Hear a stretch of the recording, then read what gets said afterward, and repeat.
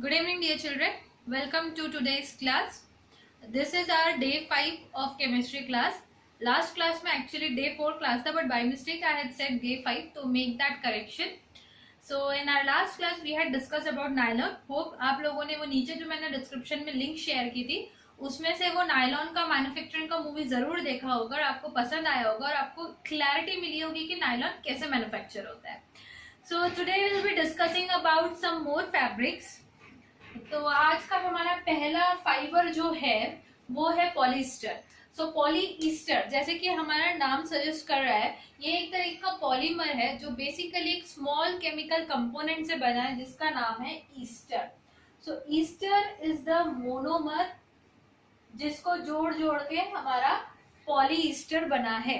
Okay, सो monomer क्या होता है ये सभी जानते हैं. अब ईस्टर क्या है? ईस्टर एक बहुत ही अच्छा सा स्वीट स्मेलिंग कंपाउंड है जो जनरली आपके परफ्यूम्स में भी प्रेजेंट होता है. इस ईस्टर की वजह से फ्रूटी स्मेल आता है, मीठा सा फ्रूट जैसा स्मेल. तो जो भी परफ्यूम्स आपके स्वीट स्मेलिंग होते हैं, लाइक फॉग के जनरली परफ्यूम्स जो होते हैं वो फ्रूटी स्मेल देते हैं, तो those perfumes definitely contain Easter. आप उसके इंग्रेडिएंट्स में जाके पीछे पढ़ सकते हो. ठीक है, so ester is a sweet smelling chemical compound. So बहुत सारे ईस्टर्स को जोड़ के जो हमारा पॉलीमर बना है जिससे एक फाइबर तैयार हो रहा है वो पॉलीमर है पॉलीईस्टर. सो पॉलीस्टर का जनरल इंट्रोडक्शन यही है. It is made up of chemical compound called as ester. And next, it is a very rough and tough fiber which requires very less care because ये इसको washing वगैरह की ज्यादा care नहीं देनी पड़ती. एकदम टफ रफ फाइबर है तो आराम से जैसे भी मोड़ तोड़ करके जैसे भी उसको यूज कर लो, रिंकल कर लो, कोई फर्क नहीं पड़ेगा. So it requires very less care. ठीक है, now let's move towards the properties. पहले तो it ड्राइज away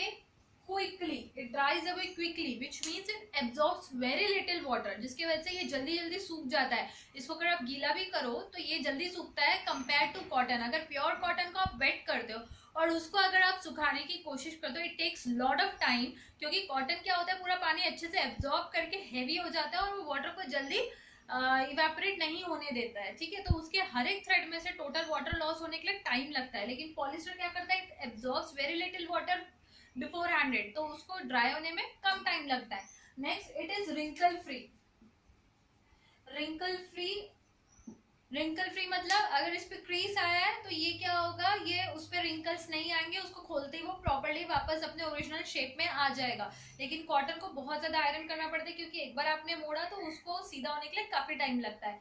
next, it is wrinkle free and it is very elastic. It is light weighted. Basically इसका सबसे बड़ा बेनिफिट क्या है कि ये लाइट वेटेड है. Okay, it is light weighted.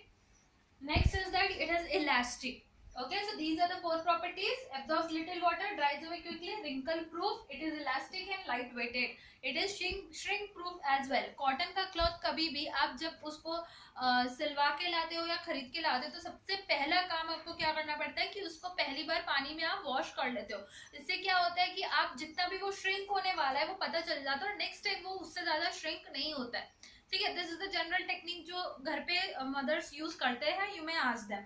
But यहाँ पे पॉलिस्टर के साथ ऐसा कुछ करने की जरूरत नहीं है क्योंकि पॉलिस्टर एक बार आपने जिस शेप एंड साइज में उसका फैब्रिक बना लिया तो वो वैसा ही मेंटेन रहेगा, वो श्रिंक नहीं होगा even after washing it multiple times. Okay, now let's move to the uses of polyester. क्योंकि पॉलिस्टर जल्दी सूख जाता है और लाइट वेटेड है तो it is use to make basically shirts, skirts, saris. सबसे ज्यादा साड़ीज बनाने के लिए यूज होता है. जो ओनम फेस्टिवल होता है क्रिश्चियंस का, अगर आपने देखा होगा केरला में जो सेलिब्रेट किया जाता है, फ्लावर की रंगोली वगैरह डालते हैं उसमें, तो generally on that occasion the women wear white coloured sari with golden borders. Okay, so white colour का जो साड़ी होता है वो कॉटन का होता है. लेकिन आजकल वो कॉटन का साड़ी को आयरन करने में बहुत टाइम लगता है तो उसको बहुत केयर देनी पड़ती है, इसीलिए they have move to polyester saris. ठीक है, तो साउथ वगैरह में आप जनरली जाओगे तो वहां पे ज्यादातर पॉलिस्टर की साड़ीज यूज की जाती है. ठीक है, it's very similar to cotton only. Next, saris बनाने के अलावा स्कर्ट, शर्ट्स, फैब्रिक्स हो गए. अब सबसे इंपॉर्टेंट यूज है पॉलिस्टर का हमारा. पॉलिस्टर का एक सबसे कॉमन टाइप है terylene. The most common type of polyester is terylene. TERRYLENE, ठीक है। तो इस टेरिलीन को हम लोग वुल के साथ कंबाइन करते हैं। सो टेरिलीन प्लस वुल गिव्स मी टेरीवुल। सो टेरीवुल जो है ये बहुत लाइट वेटेड हमारा जो फैब्रिक होता है वो रहता है, और क्योंकि ये लाइट वेटेड है तो इससे हम लोग बहुत सारे स्कर्ट्स और शर्ट्स वगैरह बनाने के लिए टेक्सटाइल इंडस्ट्री में इसको यूज करते हैं। Next is terylene plus cotton. Terylene और कॉटन को मिक्स किया जाता है, ब्लेंड किया जाता है, थोड़ा सा टेरिलीन लिया जाता है, थोड़ा सा कॉटन लिया जाता है, दोनों को मिक्स किया जाता है, और फाइनली जो फैब्रिक बन के निकलता है ये दोनों फाइबर्स को मिलाने के बाद वो होता है टेरिकॉट। टेरिकॉट का सबसे इम्पोर्टेंट प्रॉपर्टी ये है कि it is very light weighted. अब ये लाइट वेटेड होने की वजह से क्या होगा, इसको कहाँ यूज करेंगे हम लोग, जहां भी हमको बहुत लाइट वेट क्लॉथ चाहिए। अब टेरिलीन एक, जैसे कि मैंने बताया, पॉलिस्टर एक मजबूत रफ एंड टफ फाइबर है। इसके अलावा ये जल्दी सूख जाता है, इसके अलावा ये बहुत इलास्टिक है, और कॉटन आपको पता है कि ये बहुत लाइट वेटेड होता है। तो terylene plus cotton extra light weighted fabric और मजबूत फैब्रिक हमारे पास रेडी है। अब ये 100% नेचुरल नहीं है। कॉटन अगर होता प्योर तो क्या होता है, या तो उसको मौत खा लेंगे, कीड़े लग जाएंगे, या फिर वो पानी ज्यादा एब्जॉर्ब करके हैवी हो जाएगा और खराब कर देगा, है ना। अब अगर आपने कोई मूवी देखा होगा pirates of Caribbean sea specially, तो उसमें क्या होता है, बड़े बड़े जो शिप्स होते हैं, ठीक है, उनके ऊपर ऐसे एक सेल लगा होता है, इस तरीके से कुछ, है ना, डंडे के ऊपर ऐसे कपड़े का वो सेल होता है, cloth, right, white colour cloth होता है। वो क्लॉथ क्या करता है, शिप को हमारे चलने में हेल्प करता है। वो क्लॉथ जहां भी हवा से हिलेगा शिप उसी डायरेक्शन में मूव होगी, राइट। तो ये अगर क्लॉथ प्योर कॉटन का होगा तो हमें बेनिफिट क्या मिलेगा, वो लाइट वेटेड रहेगा। लेकिन अगर बारिश आ गई तो वो गीला हो जाएगा, जिस वजह से वो हैवी हो जाएगा। सी वाटर अगर उसको थोड़ा भी लगता है, सॉल्टी वाटर अगर टच होता है तो उसके खराब होने के चांसेस है, उसके फटने के चांसेस है डेफिनेटली। इतने देर तक अगर समुद्र में रहेगा तो ऊपर से कंटिन्यूसली सनलाइट उस पर पड़ती है, तो उस क्लॉथ के खराब होने के पूरे चांसेस है, ठीक है। तो इस कंडीशन में आप प्योर कॉटन तो यूज कर नहीं सकते, ठीक है। अब कोई और, अगर हम लोग पूरा कंप्लीटली सिंथेटिक फैब्रिक यूज करें, ये भी ज्यादा बेनिफिशियल वहां पे नहीं लग रहा था हमें, क्योंकि सिंथेटिक फाइबर जो था वो एकदम लाइट वेट और एकदम इलास्टिक जो प्योरली रहते हैं वो नहीं मिल पा रहे थे। तो हमने ऐसे सिचुएशन में क्या किया, हमको लाइट वेट और जल्दी सूखने वाला फैब्रिक चाहिए था, तो हमने कॉटन प्लस टेरिलीन का मिक्सचर यूज किया, जिसको टेरिकॉट बोलते हैं, to manufacture the sails of the boats, to manufacture the sails of the boats. सबसे इंपॉर्टेंट यूज है टेरिकॉट का। इसके अलावा टेक्सटाइल इंडस्ट्री में तो डेफिनेटली यूज होता ही है, ठीक है। तो these are the uses of polyester. इसके अलावा टेरिलीन का एक सबसे इंपॉर्टेंट यूज है in the manufacturing of magnetic tapes of audio cassettes and video cassettes और floppy disk। ऑडियो कैसेट्स क्या होते हैं, जो पहले के रेडियोज होते थे, रेडियो टेप बोलते हैं जिसको, ऑडियो टेप, या फिर उसमें छोटे छोटे कैसेट्स होते हैं रेक्टेंगल कलर के, ठीक है। उसमें एक ब्लैक कलर का फिल्म होता है जो गोल घूमता है, जिस वजह से वो गाना सुनाई देता था, एक तरफ से वो रोल होकर दूसरी तरफ जाके कलेक्ट होता था। तो जो मैग्नेटिक टेप जो रोल होता था, वो टेप के अंदर का जो मटेरियल, वो फिल्म के अंदर का, मैग्नेटिक रिकॉर्डिंग फिल्म के अंदर का जो मटेरियल है वो टेरिलीन रहता था। वैसे ही वीडियो डिस्क, वीडियो कैसेट्स होती थी पहले के जमाने में, वीसीआर नाम की एक चीज होती थी, उस पर बड़ा सा रेक्टेंगुलर कैसेट होता था, वो डालना होता था उस वीसीआर के अंदर, और वहां पे वो मूवी हमें दिखाई देती थी। तो जो वीसीआर के वीडियो कैसेट्स होते थे उसके अंदर जो मैग्नेटिक फिल्म होती थी वो टेरिलीन से बनती है। फ्लॉपी डिस्क क्या होता है, जैसे कि हमारा छोटा कॉम्पैक्ट डिस्क होता है, सीडी बोलते हो, जो एक तो पतली सी होती है, एक तरफ शाइनी मटेरियल होता है, एक तरफ कुछ लिखा होता है नाम, अगर आपने देखी हो तो कंप्यूटर, लैपटॉप में, कंप्यूटर में, या वीसीडी प्लेयर्स होते थे पहले, या डीवीडी प्लेयर्स, उनमें जनरली डालकर यूज करते थे उनको, ठीक है, जिसमें से मूवीज चलती है। तो वो वीसीडी जो कॉम्पैक्ट डिस्क है उससे छोटे साइज की होती है एक डिस्क, जिसको हम फ्लॉपी डिस्क बोलते हैं, जो पेन ड्राइव के समान कोई डेटा स्टोर करने के लिए यूज की जाती थी, ठीक है। तो वो फ्लॉपी डिस्क के अंदर का कुछ मटेरियल रहता है जिसमें डेटा रिकॉर्ड होता है, तो वो मटेरियल टेरिलीन की हेल्प से बनाया जाता था, क्लियर। अब ये सारी चीजें कुछ हो सकता है आप लोगों के लिए नहीं हो, तो आप अपने पेरेंट्स को इन चीजों के लिए पूछ सकते हैं कि ये क्या होता है। योर पेरेंट्स में explain you about this things in a better way, क्योंकि उन्होंने ये चीज यूज की हुई है। अब हम लोग न्यू जनरेशन के, तो हमारे टाइम ये चीजें थोड़ी कम दिखाई देती है। हम लोग पेन ड्राइव, लैपटॉप, कंप्यूटर पे काम चला लेते, लेकिन पहले ये सब नहीं होता था, तो they use to use this things, right. अब इसके अलावा टेरिलिन का एक बहुत इंपॉर्टेंट यूज है, कन्वेयर बेल्ट बनाने में टेरिलिन भी यूज होता है, जैसे नायलॉन यूज होता था। तो हमने कन्वेयर बेल्ट ऑलरेडी डिस्कस किया हुआ है, ठीक है। अब नेक्स्ट एक इंपॉर्टेंट नोट आप लिख सकते हो, टेरिलिन जो है इसको, हाँ, जो मैग्नेटिक फिल्म्स बनाने के लिए यूज होता है उसको टेरिलिन से ज्यादा कॉमनली उसको माइलर के समान जाना जाता है, Mylar. Okay, so Terylene is nothing but a kind of polyester.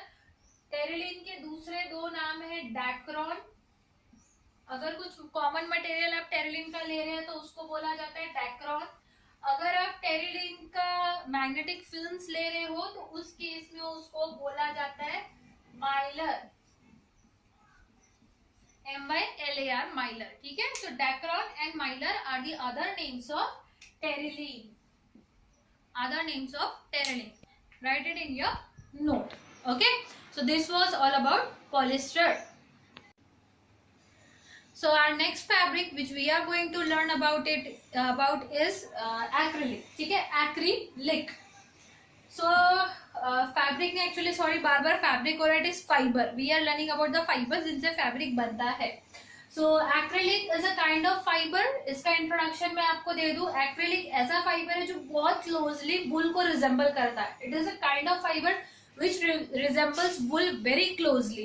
अब wool जो है ये कहाँ यूज होता है, we all know it very well कि ये स्वेटर्स वगैरह बनाने के लिए यूज होता है. तो वुल जो है स्वेटर्स बनाने के लिए यूज होता है बहुत वाइडली, पर हमें ओरिजिनल वुल आजकल मिलना इतना इजी नहीं है, बिकॉज वुल निकालने के लिए हमें बहुत सारे शीप्स को, जो शेपर्ड्स होते हैं वो पालते हैं, उनके लिए अच्छा खासा ग्रेजिंग एरिया लाना पड़ता है, because grass must be of good quality. तब जाके उनका अच्छा खासा वुल ग्रो होने के बाद उसको वुल को निकालना, उसको रेयरिंग ऑफ शीप करना, it's not that easy task. और इतनी अच्छी अवेलेबिलिटी भी नहीं है जितनी उसकी डिमांड है. तो हमारे नॉर्दर्न एरिया में शीप्स अवेलेबल है, याक्स अवेलेबल है, तिब्बत साइड में तो उनका वुल मिलता है, लेकिन ये पूरे इंडिया के डिमांड को फुलफिल करने के लिए काफी नहीं है. तो ऐसे सिचुएशन में according to the need of the thing, ये एक्रिलिक नाम का जो फाइबर था, इसका जब डिस्कवरी हुआ, ये बहुत ही ज्यादा अच्छा डिस्कवरी माना गया और ये काफी यूजफुल प्रूफ हुआ टू मैनकाइंड.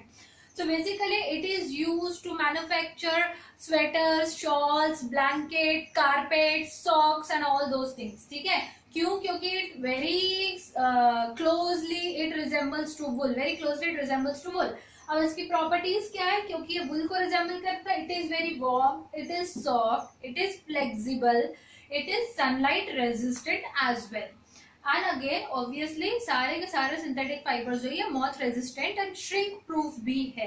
ठीक है, तो हम लोग क्या करते हैं, एक्रिलिक को because of its property which are very similar to wool हम यूज करते हैं blanket, carpet, sweaters and shawls बनाने के लिए. इसके अलावा एक्रिलिक यूज होता है to make the top of the car, जो इनर पोर्शन है आपकी कार का, वो एक्रिलिक यूज करके बनाया जाता है, क्योंकि एक्रिलिक बहुत ही इजीली नीट किया जा सकता है, बुना जा सकता है, इतना इजी टू हैंडल फाइबर है. तो जो सन में अगर आपकी कार खड़ी है, ठीक है, बहुत देर तक, और उसके दरवाजे पूरे बंद है और सडनली आप दरवाजा खोल के कार में एंटर करते हो, हाउ डू यू फील? बिल्कुल माइक्रोवेव ओवन में डाल दिया, राइट, एकदम पूरा गर्म लगता है. तो ऐसे सिचुएशन में वो बहुत ज्यादा हीटिंग ना हो, थोड़ा सा सनलाइट रिफ्लेक्ट हो जाए, उसके लिए जो टॉप होता है आपकी कार का, उस पर आप ऑब्जर्व करोगे एक व्हाइट कलर का शीट होता है, थोड़ा सॉफ्ट सा ऐसे, है ना, जो थोड़ा कार्डबोर्ड जैसा लगता है वगैरह. तो वो जो शीट है that is made up of acrylic. Fine, so acrylic के ये सारे डिफरेंट यूजेस है. तो आप लोग को अपने घर की अगर स्वेटर आपके पास है तो आप प्लीज उस स्वेटर को निकाल के उसके ऊपर का टैग जरूर चेक करो. It won't be definitely pure wool. अगर आपने सुना होगा तो आपको पता होगा कि तिब्बत से जो स्वेटर्स आती है वो ज्यादा वार्म होती है, ज्यादा गर्म और ज्यादा सॉफ्ट होती है.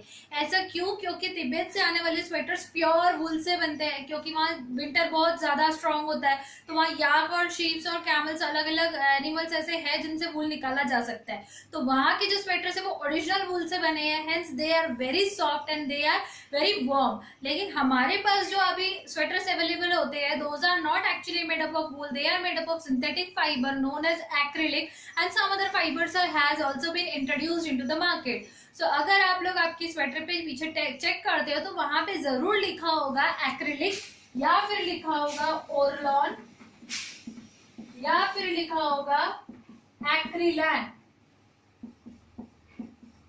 ठीक है, तो ये दो जो नाम है ये एक्रिलिक के ही दूसरे नाम है, ओरलॉन या एक्रिलैन. एक्रिलैन में या तो वहां पे आपके टैग में वाई हो सकता है या तो आई हो सकता है. स्पेलिंग्स में थोड़े चेंजेस रहते हैं जगह जगह पे, but these are the other two names of acrylic, Orlon और एक्रिलैन. अब एक्रिलिक का एक और अच्छा प्रॉपर्टी ये है कि एक्रिलिक जो है ये काफी चीपर है वूल से. Best part is that and it can be died into variety of colours. तो सबसे ज्यादा कलरफुल स्वेटर्स अगर मिलते हैं या शॉल्स और आपको ब्लैंकेट्स या कारपेट्स अवेलेबल है, मतलब वो डेफिनेटली एक्रिलिक के हैं. और वो बहुत ज्यादा चीप होते हैं प्योर वूल से, क्योंकि प्योर वूल में बहुत शीप रेयरिंग वगैरह लॉन्ग प्रोसेस होता है और बहुत मेहनत लगती है, तो ऑब्वियसली वो महंगा रहेगा ही. And acrylic is made up of petrochemicals, तो उसका प्रोसेसिंग बल्क में हो रहा है, बहुत ज्यादा प्रोडक्शन जो है मैन्युफैक्चरिंग बल्क में हो रहा है, इस वजह से मास प्रोडक्शन की वजह से वो चीपर है पर यूनिट. अब एक्रिलिक जो है इसका दूसरा नाम, केमिकल नेम जो है वो है पॉली एक्रिलोनाइट्राइल. ठीक है, पॉली एक्रिलोनाइट्राइल. तो आप समझ सकते हो कि एक्रिलोनाइट्राइल जो है ये मोनोमर है. पॉली एक्रिलोनाइट्राइल क्यों है? क्योंकि ये पॉलीमर है जिसको इन शॉर्ट बहुत कॉमनली बोला जाता है acrylic. So this is for your extra knowledge if you want to write the. Okay, so with this we end up the discussion about our two famous fibers. First one was polyester and second one is acrylic. polyester में हमने Terylene पढ़ा, एक famous polyester का kind, जिसमें हमने टेरीवूल और टेरिकॉट पढ़ा. सो टेरीवूल और टेरिकॉट भी एक डिफरेंट टाइप के फाइबर्स है. जैसे कि उसमें क्या हो रहा है, एक नेचुरल फाइबर और एक सिंथेटिक फाइबर का कॉम्बिनेशन किया जा रहा है, राइट? ना कि वो कम्प्लीटली नेचुरल है ना ही कम्प्लीटली सिंथेटिक है. तो ऐसे fibres which are combination of natural and synthetic fibres और two different synthetic fibres are known as blended fibres.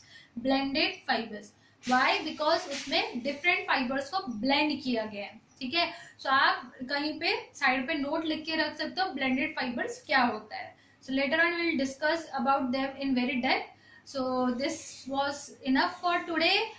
Let's sign off for the day and meet in our next class with new different fibers. Okay, so keep learning. Have a good day. Thank you.